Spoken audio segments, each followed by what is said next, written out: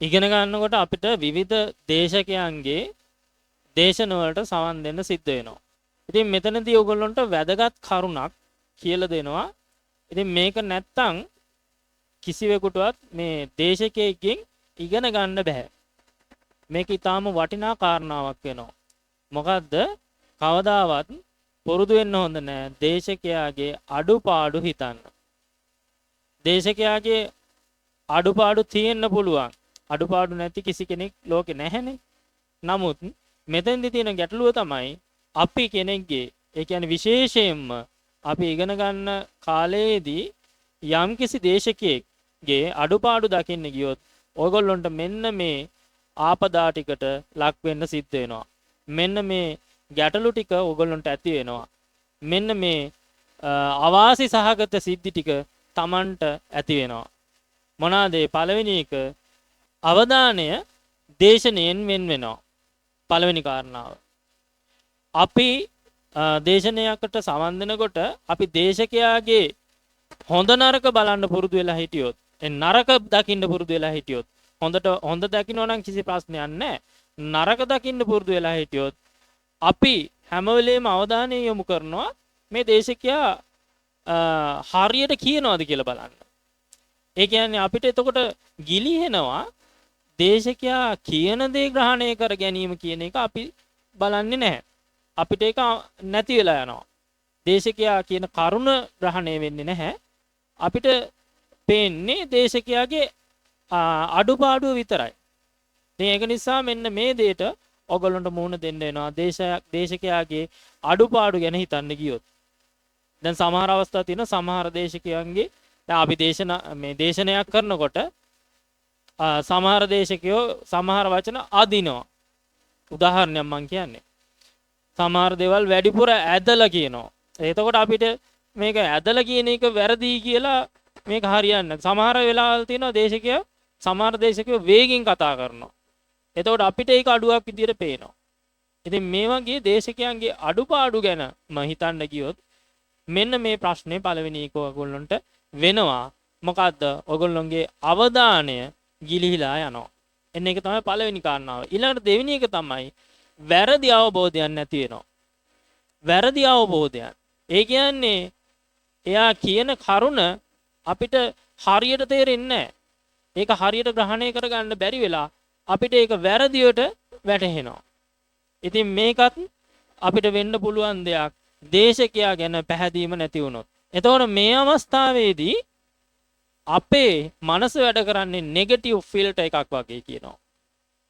ඒ කියන්නේ දේශනේ තියෙන ඍණාත්මක දේවල්ම ග්‍රහණය කර ගැනීමේ මනසක් තමයි අපිට ඔය වෙලාවට තියෙන්නේ.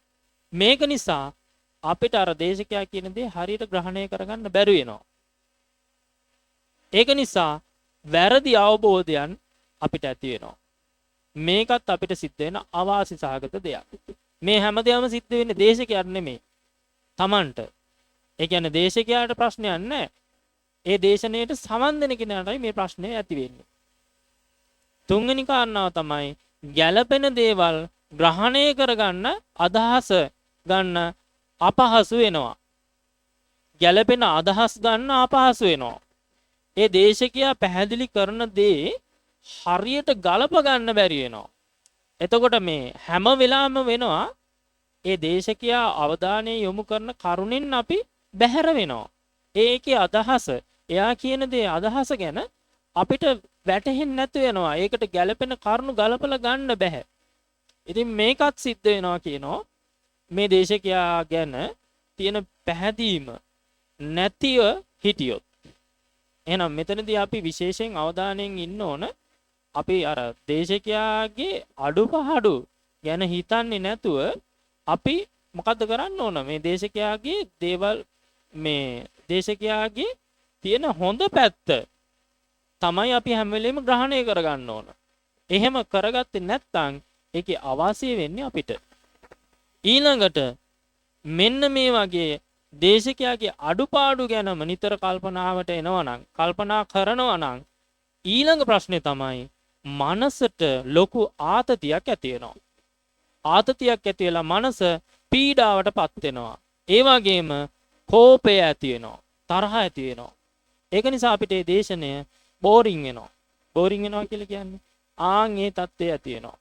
අපිට ඒක එපා වෙනවා. අපි ඒක ඉවර වෙන්නේ කොයි වෙලේද කියලා බලාගෙන ඉන්නවා. ඊළඟට දේශකයේ අඩුපාඩු ගැන හිතන්න ගියාම අපිට සිද්ධ වෙන පස්වෙනි අවාසනාවන්ත සිදුවීම තමයි ඒ දේශකයා ගැන අසම්පූර්ණ ඇගීමක් අපි කරගන්නවා. සමහර විට ඕගොල්ලන්ට මේ දේශනේ කරන කෙනා ගොඩක් දක්ෂ හොඳ දැනුමක් තියෙන පරිණත බුද්ධියක් තියෙන පුද්ගලයෙක් වෙන්න පුළුවන්. අපි එයාගේ හොඳ දැකලා එයා ගැන නිගමනයකට ආවේ නැත්නම් එයා ගැන පැහැදුණු සිතින් හිටියේ නැත්නම් අපි එයා තුළ තියෙන ඒ දැනුම හෝ කුසලතාවය අවබෝධය සම්පූර්ණයෙන්ම ග්‍රහණය කරගන්න බැරි අය බවට පත් වෙනවා. ඉතින් මේකත් ඔයගොල්ලන්ට සිද්ධ වෙන අවාසියක්. ඒක නිසා විශේෂයෙන්ම වැදගත් මෙන්න මේ කාරණා ටික.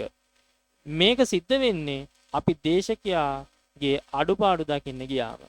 ඉතින් ඉගෙන ගන්න දරුවෝ විදියට මේක හොඳට මතක තියාගෙන ජීවත් වෙන්න. මොකද හැම වෙලේම අපිට දේශකයෙක් ඇසුරු කරන්න වෙනවා.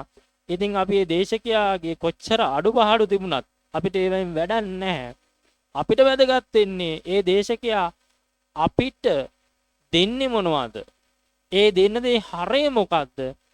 ඒ වාගේ අර්ථය මොකද්ද කියන එක අපි ග්‍රහණය කරගත්තොත් ඒක තමයි අපිට වැදගත් වෙන්නේ. ඇඟිල්ලෙන් පෙන්නන හඳ දිහා බලන්න ඇඟිල්ල දිහා බලන්න එපා කියලා. ඉතින් මේ කතාවත් ඔයගොල්ලන්ට මතක් කරලා දෙනවා. මොකද මේ කතාව හොඳට මතක තියාගන්න. ඔයගොල්ලන්ට අනාගතයේදී මේ කතාව මතක තියාගෙන හිටියොත් ඔයගොල්ලෝ ඇඟිල්ලෙන් පෙන්නන හඳ දිහා බලන්න පුරුදු වෙයි. ඇඟිල්ල දිහා බලන එක අමතක කරાવી.